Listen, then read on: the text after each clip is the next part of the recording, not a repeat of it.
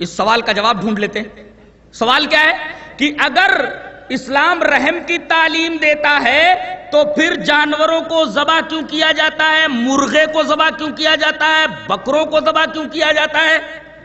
اور دیگر جانوروں کو ذبح کر کے مسلمان کیوں کہا جاتا ہے؟ یہ ذبح کرنا تو رحم کے خلاف ہے.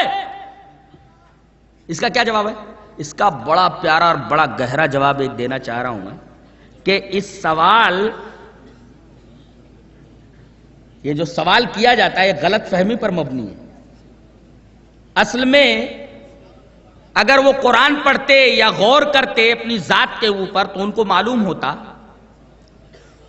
کہ انسان کے علاوہ جتنی بھی چیزیں ہیں اس دنیا میں وہ سب کی سب انسان کی خدمت کے لیے بنی ہوئی. اسی وجہ سے اللہ تبارک تعالیٰ نے فرمایا وَسَخَّرَ لَكُم مَّا فِي السَّمَاوَاتِ وَمَا فِي الْأَرْضِ جَمِيعًا مِّنْهُ. اے انسانوں، دنیا کی تمام چیزوں کو اللہ نے تمہارے لیے مسخر کر دیا ہے، وہ سب تمہاری خدمت کے لیے. بنیادی غلطی یہاں ہو رہی ہے. کیا یہ سمجھ لیا گیا ہے کہ یہ ہمارے خادم نہیں ہے، کچھ اور ہیں؟ اگر غور کیا جاتا اور قرآن حکیم کی یہ آیت نگاہوں کے سامنے ہوتی تو کبھی آدمی یہ سوال نہیں کرتا کہ جانوروں کو اگر ذبح کیا گیا تو یہ بے رحمی ہوئی. اس لیے کہ اللہ نے فرما دیا کہ کائنات کی تمام چیزیں تمہاری خدمت کے لیے بنائی گئی ہیں، کائنات کی ہر شے تمہاری خدمت میں لگی ہوئی ہے، اسی لیے میں نے ان تمام چیزوں کو پیدا کیا تاکہ تم فائدہ اٹھاؤ ان تمام چیزوں سے.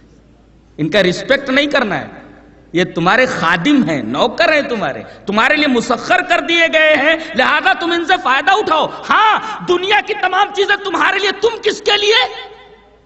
اللہ کی عبادت کے لیے. تو فرما دیا گیا وَمَا خَلَقْتُ الْجِنَّ وَالْإِنسَ إِلَّا لِيَعْبُدُونَ. تو یہ سوال در حقیقت اس غلط فہمی پر مبنی ہے. یہ سمجھ لیا گیا کہ یہ خادم کے علاوہ کچھ اور بھی ہیں.